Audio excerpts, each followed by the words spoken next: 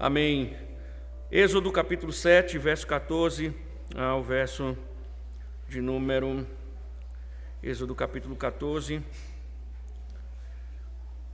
ao verso de número 24. Êxodo 7, verso 14 ao verso número 24. Diz o seguinte a palavra do Senhor.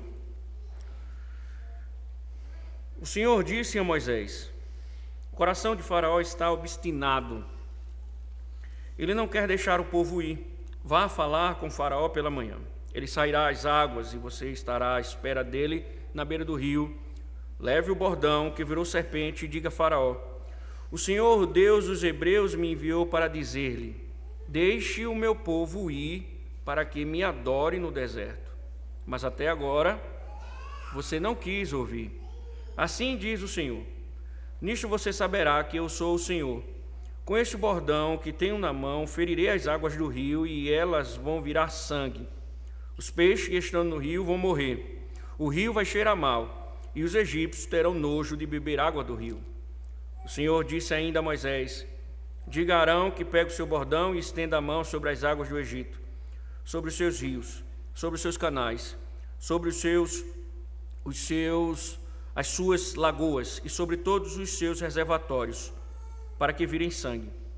E haverá sangue em toda a terra do Egito, tanto nas vasilhas de madeira como nas de pedra. Moisés e Arão fizeram como o Senhor lhes havia ordenado. Arão, levantando o bordão, feriu as águas que estavam no rio à vista de Faraó e seus oficiais, e toda a água do rio virou sangue. Os peixes que estavam no rio morreram, o rio cheirou mal, e os egípcios não podiam beber a água do rio, e houve sangue por toda a terra do Egito. Porém, os magos do Egito fizeram o mesmo com as suas ciências ocultas, de maneira que o coração de Faraó se endureceu, e não os ouviu, como o Senhor tinha dito. Faraó virou-se e foi para casa, sem dar atenção ao que havia acontecido. Todos os egípcios cavaram junto ao rio para encontrar água para beber, pois das águas do rio não podiam beber.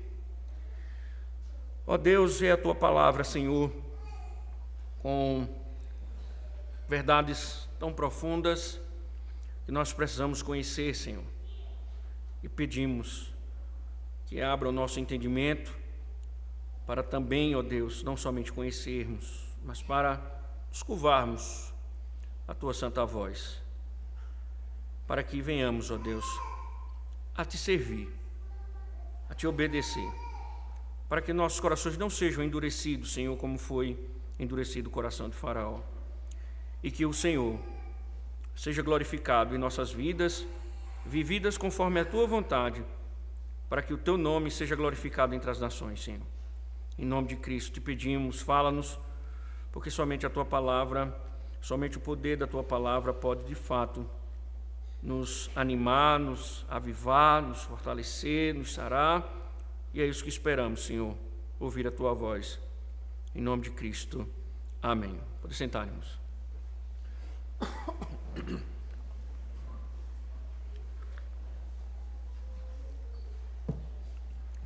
Uma das coisas que o Evangelho mostra é que Jesus nos garantiu que o Pai, Ele proveria o necessário para a nossa existência.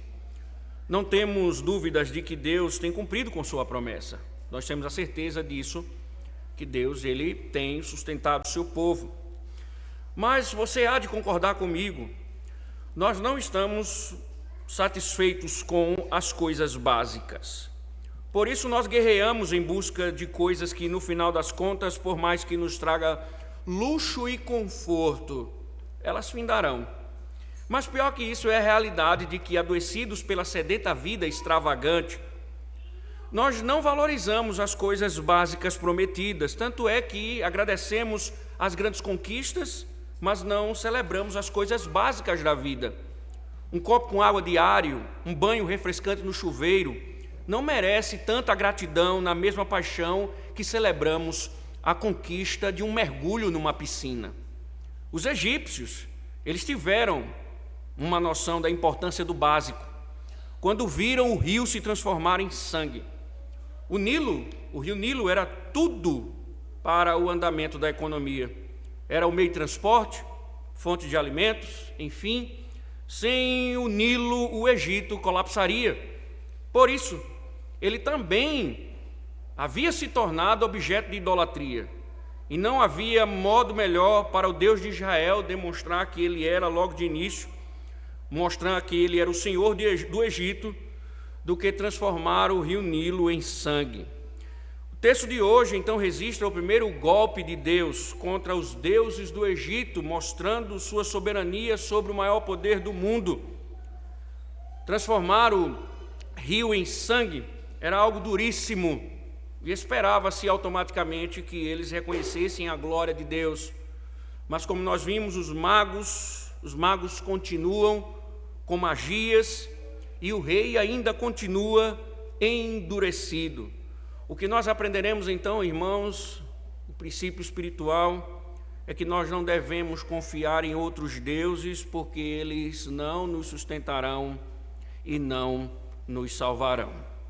Vamos ver isso rapidamente, a partir da exposição do texto. Se você voltar ao verso número 14 e 16, você vai ver, o Senhor dá início à primeira praga. Então, essa é a primeira parte das pragas que o Senhor está a derramar no Egito, verso 14 e 16.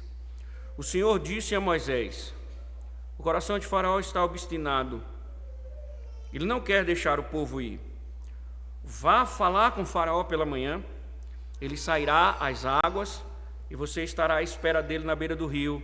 Leve o bordão que virou serpente e diga a Faraó: o Senhor, o Deus dos hebreus, me enviou para dizer-lhe: deixe o meu povo ir, para que me adore no deserto. Mas até agora você não quis ouvir. Como pode-se observar, irmãos, aqui, a exigência de Deus não mudou. Ele queria que Faraó libertasse o povo. A exigência dele não mudou. Deus continua intentando, Deus continua mostrando que sua vontade é que o povo ele seja liberto. Então observe, não há nenhuma negociata, Deus não mudou os termos, a insistência divina, ela continua até que a libertação finalmente fosse concedida. Então Deus mostra que sua vontade, ela deve ser cumprida. Irmãos, essas repetições constantes, elas nos mostram, mais uma vez, que o Senhor ele não coloca a sua vontade sobre a mesa para discussão. Então Deus não coloca a sua vontade para ser discutida, Ele quer que Faraó liberte o povo dele. Então, não há discussão sobre a vontade de Deus. Isso importa, a princípio, para nos lembrar de uma coisa por vezes, que por vezes nós esquecemos. Não nos é ordenado apreciar e, caso entendamos que devamos cumpramos a vontade de Deus. Sempre, irmãos, a ordem divina é um imperativo. Sempre que Deus ordena, Ele não está negociando, Ele está ordenando. Ele espera que aqueles que se deparam com a sua vontade se submetam. Então nós não temos a liberdade de decidir ou de discutir. Quando Deus ordena, o único caminho, ou só existem dois caminhos: ou obedecemos ou desobedecemos, porque Deus ele não está colocando sua vontade em discussão. Ele está dizendo a Faraó novamente: você tem que libertar o meu povo.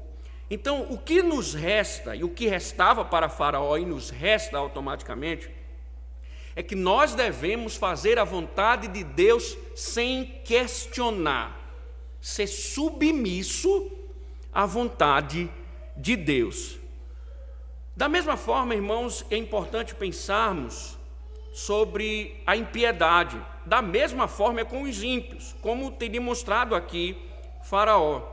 Quando perguntaram sobre o que precisavam fazer para que sejam salvos, os ímpios perguntaram aos apóstolos, os apóstolos responderam: crê no Senhor Jesus Cristo e serás salvo, tu e tua casa. Então Deus, Ele ordena que os pecadores se arrependam dos seus pecados e creiam em Jesus Cristo. Automaticamente, precisamos entender uma coisa: não há outra proposta, não há outro caminho, não há outro mediador, não existe outra possibilidade de salvação a não ser em Cristo. Então, a vontade de Deus expressa, ou está expressada em Cristo. Então, o homem não vai ser salvo, o homem não será salvo, ainda que ele se volte para a igreja de Roma, achando que a instituição romana ela tem poder para isso, ainda que os homens se voltem para os santos, ainda que os homens façam o que bem entendem, Deus estabeleceu um único caminho, Deus estabeleceu a sua vontade, e os homens devem se submeter à vontade. E por que assim deve ser tanto nós como os ímpios? Porque a razão pela qual nós devemos nos submeter está sempre sendo revelada aqui nos embates que estão acontecendo entre Deus e o rei. O objetivo aqui é revelar a sua glória. Observe que no verso 16, o Senhor diz: deixa o meu povo ir para que eles me adorem, para que o meu povo me adore no deserto. A palavra adorar, irmãos, ela enfatiza o serviço. Você deve libertar o meu povo, para que o meu povo me sirva. Ou seja, ao contrário da escravidão, os israelitas, eles foram criados para adorar, servir ao Deus vivo, não a Faraó. Então, cumprir a vontade de Deus, o propósito da nossa obediência e dos homens se curvarem à vontade de Deus é louvar a Deus. Então, nós devemos entender uma coisa também: é obedecendo à vontade de Deus que nós o glorificamos. Então, era por meio da sua vontade sendo cumprida que Deus deveria ser glorificado. Então, entendam, Deus não negocia a sua vontade, Deus ordena. Quando Deus diz uma coisa, isso deve ser obedecido, porque Deus não está discutindo, Deus não está colocando em pauta se a vontade dele deve ser cumprida. Ela deve ser cumprida, porque cumprida, ela automaticamente glorifica o Senhor. Isso deixa claro, irmãos, aqui um princípio que vai conduzir, ou será conduzido por todas as Escrituras. Porque não adianta, não adianta, e nós vamos entender por que essa ênfase inicial, nós vamos entender no final, porque essa ênfase inicial desse princípio aqui, porque nós podemos declarar ao mundo que nós amamos o Senhor, mas se nós não o servimos, se os nossos caminhos não são de serviço, seu amor é simplesmente uma verborragia, são palavras vazias, não possuem significado nenhum. Jesus, ele disse algo importantíssimo no capítulo 14: se vocês me amam, guardarão os meus mandamentos. Aquele que tem os meus mandamentos e os guarda, esse é o que me ama. Então, não, o discurso ele tem que estar em harmonia com a vida. Declarar que ama o Senhor deve ser comprovada pela forma como nós vivemos. O Senhor diz: aquele que guarda os meus mandamentos. E aqui guardar não entenda simplesmente como você ter uma habilidade de memorização. Guardar aqui é dedicar-se a, voltar-se para, aquilo vai dirigir você. Então Jesus está dizendo: se você me ama, você vai guardar os meus mandamentos, você vai me obedecer. Quem me ama, me obedece. Então, amar ao Senhor, irmãos, não está nas palavras que dizemos, mas na vida que vivemos em plena submissão. Por que essa ênfase inicial do texto? É o que nós vamos ver no decorrer do texto, o próximo. Isso aqui é uma abertura para o que vai acontecer nos próximos capítulos. Mas o que o texto está mostrando é que o rei não queria servir a Deus. Então, a consequência é lógica. Se eu não quero servir a Deus, eu desobedeço. Eu não estou pronto para fazer o que Ele ordena. Eu sou contra o que Ele diz. E ele enrijeceu o seu coração contra Deus. Êxodo está mostrando que ele está obstinado, ele está vergado sob injustiça e iniquidade. Observe, irmãos, ele acabou de ver a glória de Deus por meio dos bordões, mas ele não quer se submeter. E aí o texto começa a mostrar uma coisa importante. Se não quer obedecer, vai ter que lidar com as consequências. Ele vai ter que lidar com as pragas. Ele está obstinado em sua desobediência. Ele não se curva ao Senhor, ele não quer ouvir ao Senhor, ele não quer se voltar para o Senhor. Então o que o texto está querendo mostrar é, agora ele vai ter que lidar com as pragas. Então nós devemos aprender uma coisa aqui. Quem se ergue contra Deus em desobediência, mais cedo ou mais tarde vai ter que enfrentar a punição. Quem se ergue contra Deus em desobediência vai ter que encarar mais cedo ou mais tarde a punição. Então, é isso que você quer para a sua vida, por exemplo? Se você não quer sofrer as consequências, então seja obediente. Por quê? Porque nenhum homem escapa do Deus vivo quando vive obstinadamente rebelde. Nenhum homem escapa. Veja o verso número 17 e 18. Assim diz o Senhor: nisto você saberá que eu sou o Senhor. Com este bordão que tenho na mão, ferirei as águas do rio, e elas virarão sangue. Os peixes que estão no rio vão morrer, o rio vai cheirar mal, e os egípcios terão nojo de beber água do rio. Veja, irmãos, o texto aqui, ele tem uma advertência solene.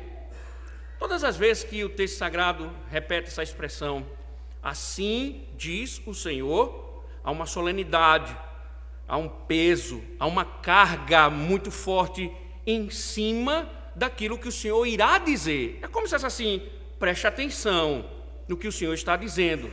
Então é dito, assim diz o Senhor. O que se esperava? Que Deus ameaçou o Faraó, Deus disse que ia transformar o rio Nilo em sangue, e se esperava que Faraó, ele obedecesse, se curvasse ao Senhor. Mas o texto está nos mostrando que ele não quis se submeter àquilo que o Senhor estava ordenando. E aí o Senhor está mais uma vez mostrando, como ele mesmo diz no verso 17, nisto, Faraó, você saberá que eu sou o Senhor. O que eu vou fazer, eu vou mostrar a você, você não quer me obedecer, mas eu vou mostrar a você que eu sou o Senhor. Você vai conhecer quem eu sou, porque o que eu vou fazer, eu vou dar provas a você. E Deus está mais uma vez aqui, nesse embate, Deus está mostrando a Faraó o seu senhorio. Deus já está dizendo a Faraó, eu é quem manda o Faraó. Então, eu vou punir o Egito por causa da sua desobediência, para mostrar a você que eu sou o Senhor. E aqui, irmãos, é interessante pensarmos numa coisa importante. Nós, às vezes, imaginamos Deus revelando sua soberania somente lhe concedendo carros, aumentando seus negócios, fazendo prosperar a sua conta, esbanjando sua saúde, sua vitalidade. Mas, irmãos, Deus mostra a sua soberania também punindo a desobediência.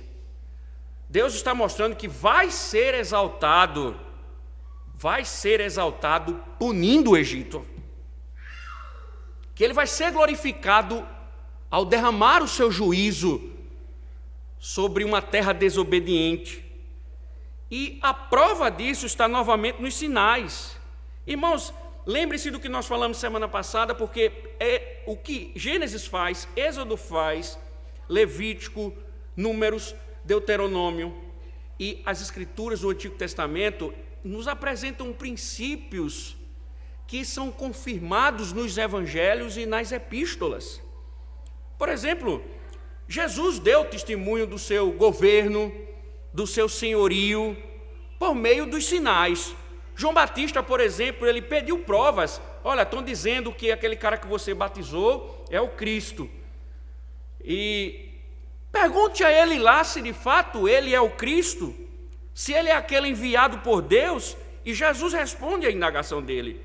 Jesus diz assim: voltem e anunciem a João que os que estão ouvindo e vendo, diga a ele, os cegos veem, os coxos andam, os leprosos são purificados, os surdos ouvem, os mortos são ressuscitados, e aos pobres está sendo pregado o Evangelho.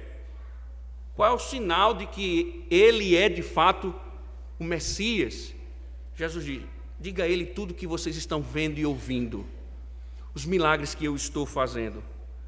Só que ao mesmo instante, essa não é a única maneira de provar o seu senhorio.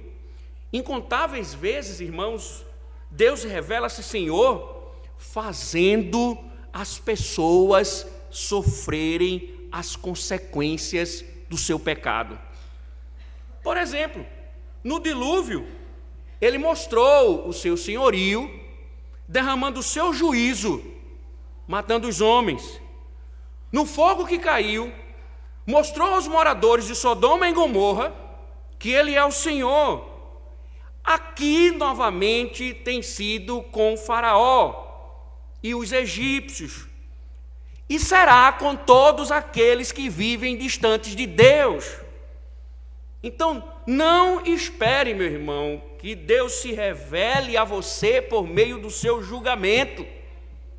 Obedeça à vontade de Deus, porque Deus, Ele mostra o seu governo também julgando o pecado. E no Egito, irmãos, essa foi a forma que Deus usou para mostrar a sua glória.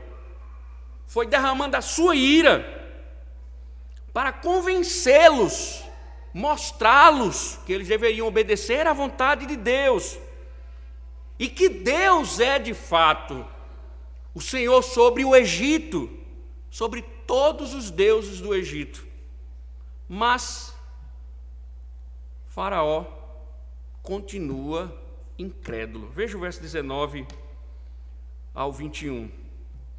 O Senhor disse ainda a Moisés: diga a Arão que pegue o seu bordão e estenda a mão sobre as águas do Egito, sobre os seus rios, sobre os seus canais, sobre as suas lagoas e sobre todos os seus reservatórios, para que virem sangue. E haverá sangue em toda a terra do Egito, tanto nas vasilhas de madeira como nas de pedra. Moisés e Arão fizeram como o Senhor lhes havia ordenado. Arão, levantando o bordão, feriu as águas que estavam no rio à vista de Faraó e seus oficiais, e toda a água do rio virou sangue. Os peixes que estavam no rio morreram, o rio cheirou mal, e os egípcios não podiam beber a água do rio, e houve sangue por toda a terra do Egito. Irmãos, o que o texto está mostrando é que Moisés, o texto não detalha, ele já passa para o fato, o acontecimento. Ou seja, Moisés foi lá, o rei estava tomando banho, ele anunciou, mostrou, e ele não submeteu, ele não ouviu. E aqui, irmãos, o Senhor está dizendo: faça agora cumprir aquilo que eu falei, vá e toque nas águas. Então, uma das coisas, irmãos, que Faraó tem que aprender, e nós devemos aprender, todos os homens devem aprender, que quando Deus ameaça, não despreze as ameaças divinas, porque Ele garante que todo pecado vai receber a justa retribuição. Quando Deus diz que vai julgar, o homem não pode desprezar, porque ele vai cumprir aquilo que ele falou, e foi o que o Egito viu. Deus ordena, Deus derrama o seu juízo sobre o Egito. E aqui, irmãos, são doses homeopáticas. E imagine a primeira dose, porque olha o que Deus fez. Deus, nessa primeira dose, Ele fez com que todo o sistema aquático de Faraó se transformasse em sangue pelo poder dele. Todo o rio se transformou em sangue. E o que Moisés está dizendo, e como Deus ordena, é que o fato vai gerar uma reação em cadeia. Ao contaminar o rio, vai gerar uma reação em cadeia. Os peixes morreriam, eles entrariam em decomposição e apodreceriam todo o rio. Então, transforme a água em sangue, os peixes vão morrer, vão apodrecer, vão se decompor e a água vai ficar apodrecida. Irmãos, para entendermos um pouco disso, para o Egito, o rio Nilo era a sua força vital, era a base de toda a sua civilização. Esse foi o primeiro gole, mas Deus já atacou a base de toda a civilização egípcia, porque sem ele, o Egito não seria Egito. Por quê? Porque, irmãos, o rio ele fornecia o sistema de transporte que deslocava bens e mercadorias. O rio Nilo formava o sistema de irrigação que permitia o cultivo da terra. Também era responsável pelo fornecimento de água e comida, uma vez que o peixe era um dos elementos básicos da dieta egípcia. E por causa dessa estrutura do rio Nilo, eles inclusive adoravam o rio Nilo. Eles viam no rio Nilo um aspecto de divindade. Por quê? Porque eles entendiam, pela forma como o rio Nilo sustentava o território egípcio, eles viam no rio Nilo uma figura da criação e de sustento. Então eles adoravam o rio Nilo como se o rio Nilo fosse criador e sustentador. Mas transformado em sangue, Deus mostrou o seu poder e golpeou os deuses do Egito, punindo, inclusive, os egípcios pela sua idolatria.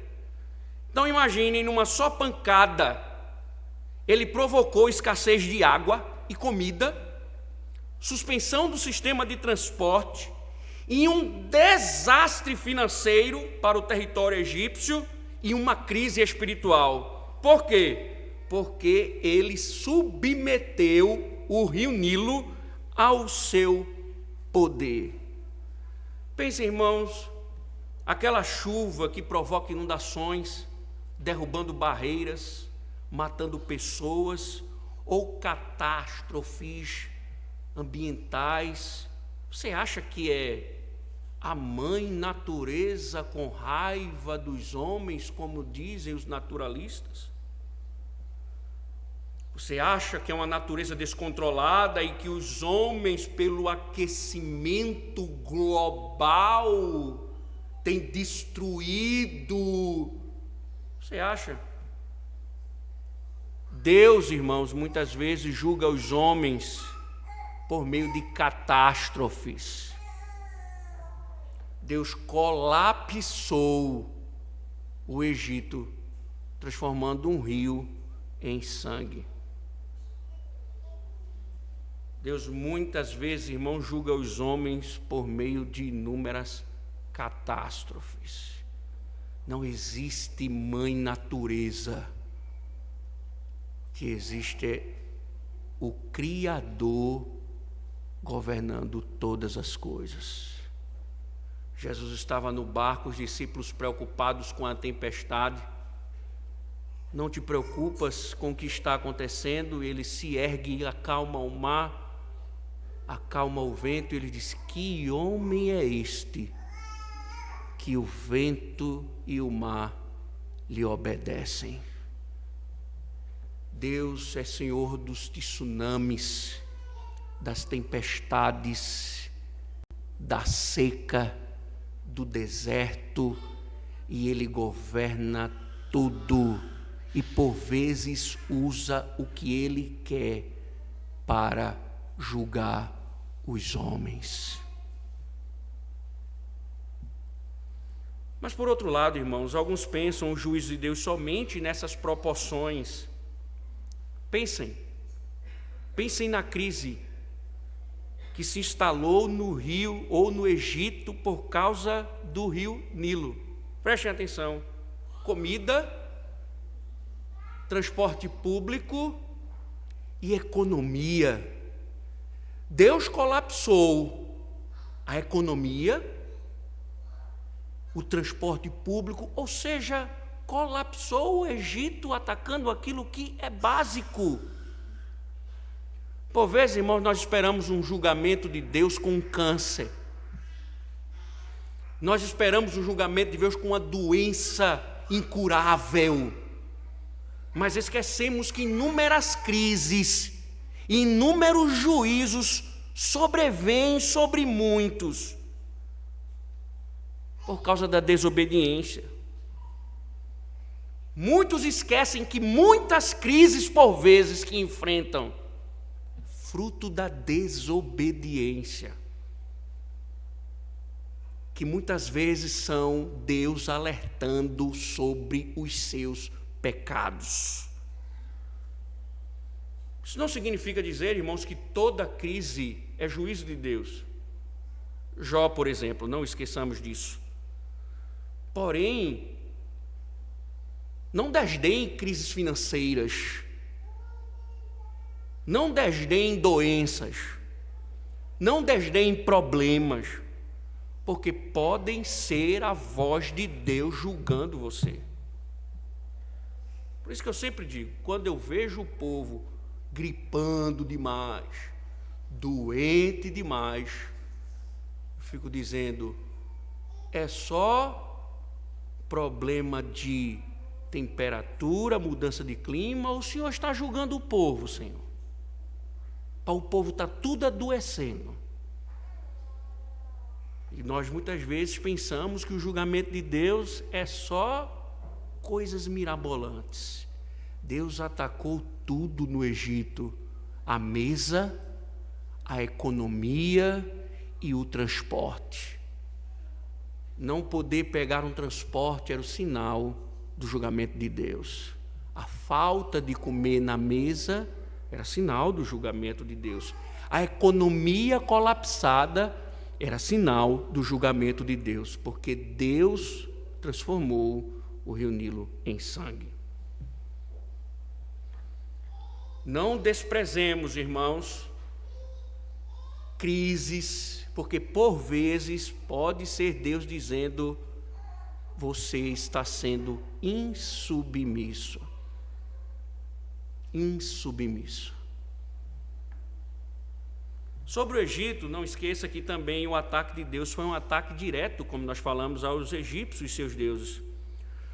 Porque, irmãos, imaginem quando os israelitas finalmente marcharam para fora do Egito e Moisés resumiu o que Deus havia feito contra o Egito, ou seja, quando os israelitas saíram, mas na frente, Moisés vai dizer que o juízo de Deus, ele não foi somente executado contra o Egito, mas foi executado contra os deuses do Egito. O Senhor tratou a idolatria do povo também. O Senhor tratou a idolatria. No verso 19 é interessante que isso fica claro, porque a tradução coloca o seguinte: E haverá sangue em toda a terra do Egito, tanto nas vasilhas de madeira como nas de pedra. Originalmente, não está assim. O texto hebraico não está assim. Originalmente, simplesmente, a afirmação é: vai haver sangue na madeira e na pedra. E é interessante notar, por exemplo, como descreve Deuteronômio 29, 17, essa forma que Moisés descreve aqui, ela é uma forma utilizada no Antigo Testamento para descrever ídolos. Então Moisés, lá em Deuteronômio 29, 17, vai advertir os israelitas para que não servissem às suas abominações, aos seus ídolos, e ele diz: feitos de madeira e de pedra, como faziam os egípcios. Certo comentarista, ele informa que os sacerdotes egípcios, eles banhavam os ídolos bem cedinho de manhã, todos os dias. Os sacerdotes pegavam os ídolos e eles banhavam os seus ídolos no rio Nilo. Então, se ele está certo, os egípcios, quando foram lavar os seus ídolos, lavaram com sangue. Isto é, quando Moisés diz que vai trazer danos à madeira e à pedra, é porque ali Deus está julgando, humilhando os deuses da terra. Então, era totalmente inútil e desdenhoso adorar deuses de madeira e de pedra, porque Deus está mostrando que Ele é o Senhor e não os deuses do Egito. Algum dia, irmãos, Deus fará o mesmo com os deuses desta terra. Deus fará o mesmo. Prestem atenção. Quando Deus julga alguém, quando Deus julga você, Ele está julgando os teus deuses também. Quando você desobedece a Deus, é porque você está obedecendo a algum ídolo. E quando Deus julga você, Ele julga também a sua idolatria, os seus deuses. É bem verdade que os nomes mudam, mas são deuses. Aquilo em que você deposita a sua confiança, estão os seus deuses, estão ali. O trabalho. E aí, por exemplo, você tem hoje a síndrome de burnout, não sei o quê, e a pessoa não percebe que por trás disso é a idolatria, que é o trabalho, trabalhar incansavelmente. Busca de dinheiro, desgaste físico, emocional. Aí diz: eu estou com síndrome de burnout. Isso é fruto da psicologia. Para a Escritura é pecado, é uma vida envolvida com trabalho, idolatrando o trabalho, que só pensa em dinheiro, não pensa na família, não pensa no físico, não pensa no psicológico. Aí a Escritura chama isso de pecado, violação do 6º mandamento. Trabalho excessivo é violação do não matarás. Mas para muita gente é um ídolo. Seus sonhos, o seu aclamado sonho, seus projetos, a economia, porque tem gente que acha que Deus sustenta ele se a economia estiver boa, se a economia estiver ruim, que ele depende do sustento da economia, ele depende de alguma forma dos filhos, ele idolatra os filhos, ele idolatra os bens, ele quer fama, ele quer projeções sociais. Ele acha que está seguro com a previdência, porque o que vai sustentar ele é um salário do governo, é o salário da empresa, é porque ele é concursado. São simplesmente, irmãos, faces de ídolos que vocês adoram. São simplesmente faces dos ídolos que vocês adoram. Deixa eu fazer uma pergunta, eu quero que você responda para você mesmo com sinceridade. O que aconteceria com você caso Deus tirasse tudo que você tem? Se Deus tirasse teus filhos, matasse todos eles como fez com Jó, Se Deus destruísse tua empresa, colapsasse tua empresa falisse, o que seria de você? Se Deus tirasse teu marido, Deus tirasse sua esposa, Deus tirasse todos os seus bens, o que você faria? Restaria fé?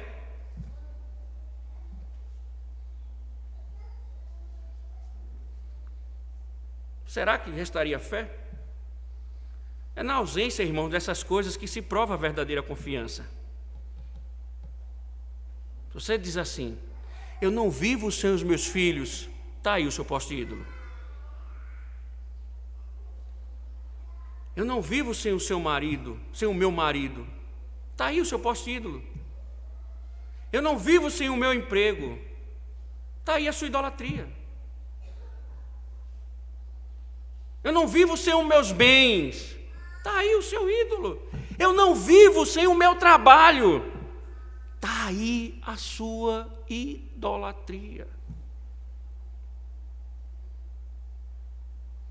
Imagine como seria a sua vida, irmão, se os bancos falissem, se a gasolina quadruplicasse, sem água, sem energia, mercadinho sem comida. O que aconteceria com você?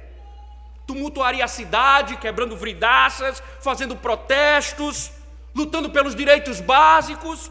Não estou dizendo com isso que é errado lutar pelos direitos, mas muitas vezes essa luta por direitos é simplesmente uma declaração pública de ídolos que você adora. Por vezes essas lutas são simplesmente provas de ídolos que você tanto ama. E o Egito estava aprendendo que o Senhor é quem manda, e nós precisamos aprender, irmãos, que somente Deus é criador e provedor, o doador e sustentador da vida. Não é o que fazemos, não é a loucura da nossa vida, não é essa vida louca que nós vivemos para ganhar dinheiro e no final vai ficar, porque não vai levar para o túmulo. Portanto, a aplicação prática é simples, irmãos. Deus estava ensinando ao Egito, nos ensina, devemos confiar em Deus, porque se confiarmos em outros deuses para nossa paz e prosperidade, nós nos decepcionaremos no final.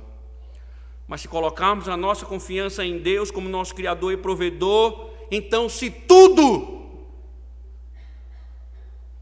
Muitas vezes cantamos Castelo Forte e não meditamos na última estrofe.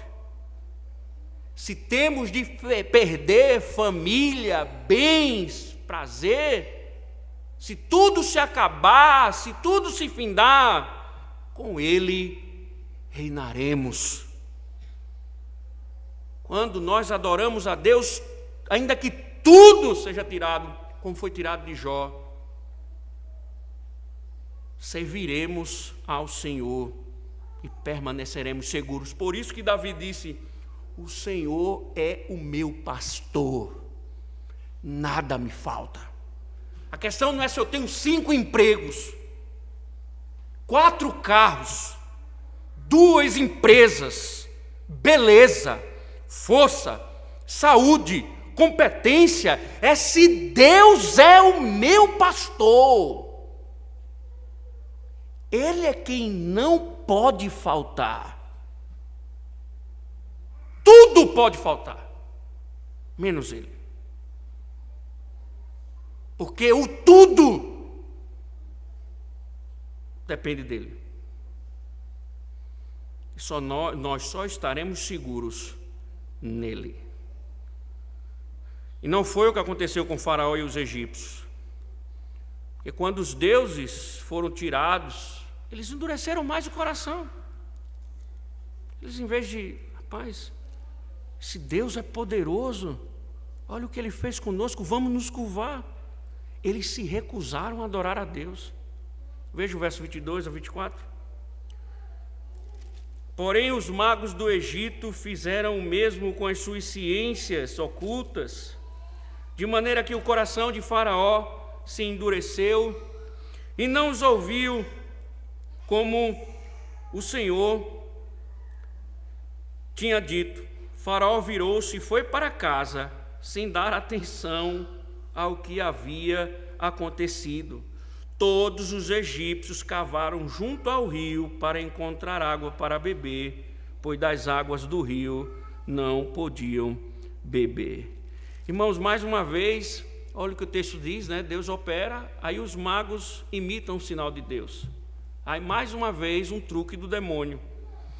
Só que, irmãos, observem, ironicamente eles pioram a situação, porque, a ironia, porque Moisés já tinha transformado, Arão já tinha transformado a água em sangue, não é? Então, ironicamente, eles querendo mostrar, né, o poder, eles pioram a situação mais ainda, porque a lógica era que eles revertessem a praga, mas eles transformaram mais água em sangue, para mostrar que eles também sabiam fazer. Por que isso, irmãos? É porque fica claro na narrativa, começa a ficar claro também a partir de agora, é que eles podem imitar a Deus, mas não podem reverter. Eles não podem reverter o que Deus faz. Eles podem copiar, mas reverter, não. Então, eles não tinham os poderes para inverter o desastre. Eles repetiram, ou seja, acrescentaram mais praga a praga. Eles colocaram mais sangue sobre o rio, copiando aquilo que Deus havia dito.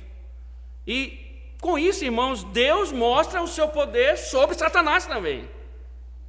Lembre-se que por trás desse evento há a operação do erro. Satanás está a operar ali, e aí mostra também o poder de Deus sobre ele, porque ele consegue imitar, mas ele não consegue reverter aquilo que Deus faz. Por que isso é importante, irmãos? Se Deus começar a julgar um povo, quem impedirá? Se Deus se levanta para julgar alguém, quem vai impedir? Quem vai reverter? Se alguém cair nas mãos do Deus vivo, ninguém pode impedir. Ninguém. Os homens podem até se livrar do julgamento humano, mas eles nunca escaparão do julgamento divino. Da mesma forma, meu irmão, é para você. Você pode até se livrar da liderança da igreja, das reuniões do conselho, da submissão às autoridades instituídas por Cristo. Você pode se livrar, você pode usar mecanismos constitucionais, argumentos jurídicos, conseguir driblar, fazendo uso das artimanhas das leis, com esperteza, com malícia.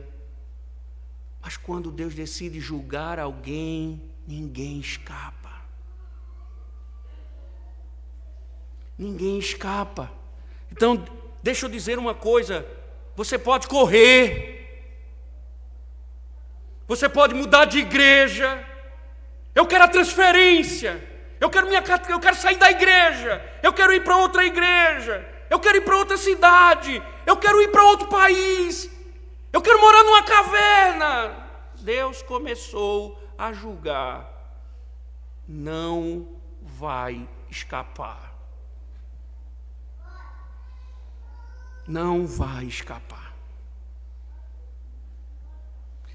Se tentar fazer alguma magia, vai piorar mais ainda a situação. Foi assim que Deus disse a Israel, através do profeta Amós. No capítulo 9, o Senhor diz assim: vá lá, profeta, dê uma pancada nas vigas, que eu vou matar os idólatras. Eu vou matar os idólatras. As vigas irão tremer, os pedaços irão cair sobre a cabeça de todos, e os que sobrarem, Deus diz ao profeta, eu vou matar todos eles. Os que sobrarem, eu vou matar.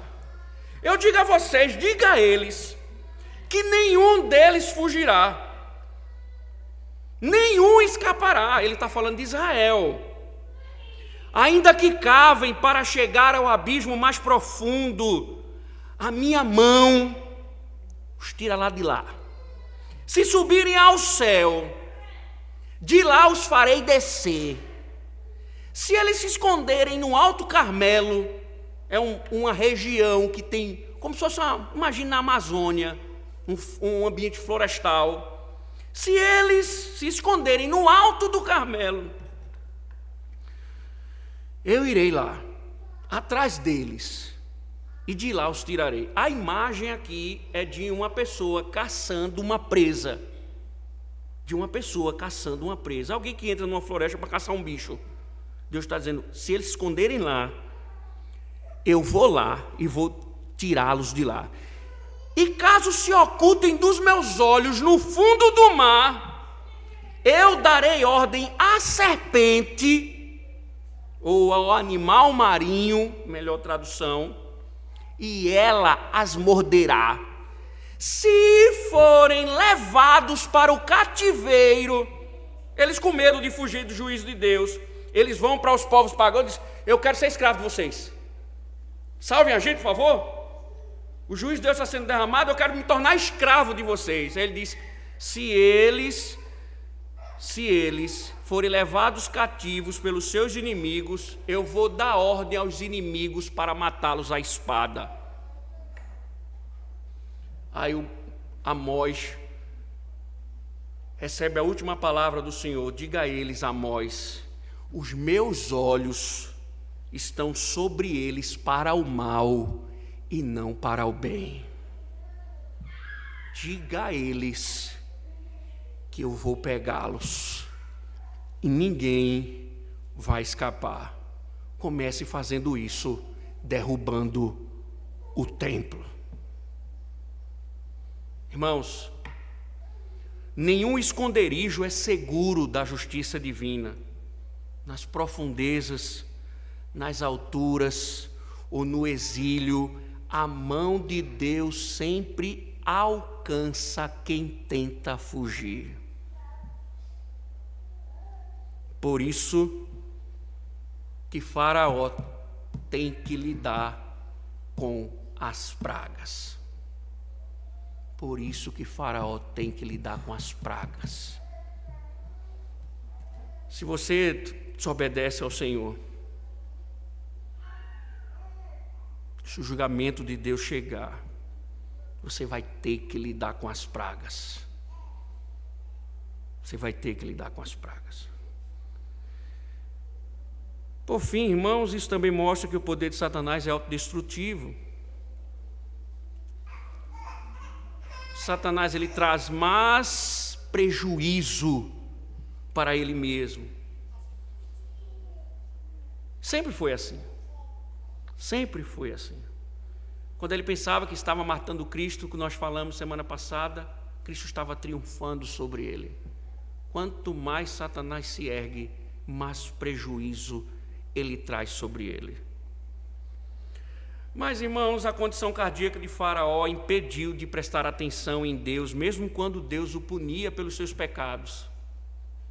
E aí, veja, os egípcios, em vez de se voltarem para Deus, foram cavar poços para encontrar água limpa. Irmãos, quando Deus derrama o seu juízo, o que Ele espera é que o povo se arrependa. Quando Ele derrama o seu juízo, Ele quer que o povo se arrependa. Os egípcios foram cavar poços para encontrar água. Não é assim que nós fazemos? Quando Deus está derramando o seu julgamento, nós ficamos procurando poços para fugir, para amenizar o julgamento divino.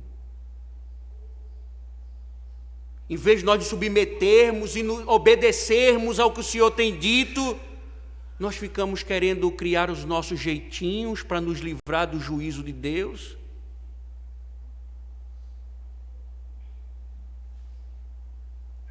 Para não nos submetermos à vontade de Deus. ficamos cavando poços atrás de água, quando o Senhor está chamando ao arrependimento, quando o Senhor está dizendo, se arrependa, eu estou julgando você, e você diz assim, o Senhor transformou o meu rio em sangue, mas eu vou cavar um poço e vou encontrar água.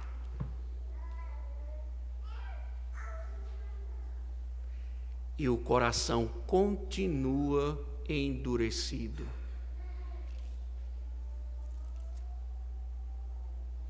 Irmãos, essa cena é uma imagem terrível. É uma imagem terrível. Imagine, irmãos, pensem como um egípcio colapsou tudo. É desespero. É desespero. Isso deveria ter levado-os ao arrependimento. E eles foram cavar para ver se encontravam água.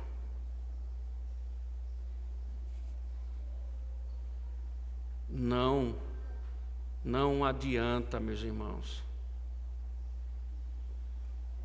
Desobediência tem que lidar com o juízo de Deus.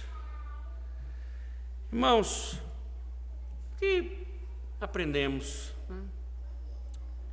Nós não devemos confiar em outros deuses. Eles não nos sustentam. O golpe, o ataque de Deus mostra que Ele é o Senhor do Egito. Nós não devemos confiar nos outros deuses. Seja o nosso trabalho, a nossa economia, nossos filhos, seja lá o que for. Nós não devemos confiar em outros deuses. Por quê? Porque Deus mostra ao Egito que eles não sustentavam o Egito. Porque quando Deus quis colapsar o Egito, Ele colapsou. E eles não salvam o Egito, porque quando tentaram fazer o milagre, pioraram mais as coisas. Trouxeram mais danos ao Egito. Aprenda que se Deus não te sustentar, que se Deus não te salvar, não será a sua diligência, não será a sua disciplina, não será nada capaz de lhe sustentar e de lhe salvar. Oremos. Ó Deus, obrigado, Senhor, por lembranças tão maravilhosas que nós julgamos necessárias, Senhor, que nós muitas vezes estamos tão envolvidos com os nossos ídolos que não percebemos, Senhor, que és Tu, ó Deus, de fato, quem nos sustenta e nos salva para a glória do Teu santo nome. Não deixe, Senhor, que essas palavras sejam arrancadas da nossa alma, mas que estejam vivas, presentes em nós, para a glória do Teu santo nome. Amém. Louvemos ao Senhor.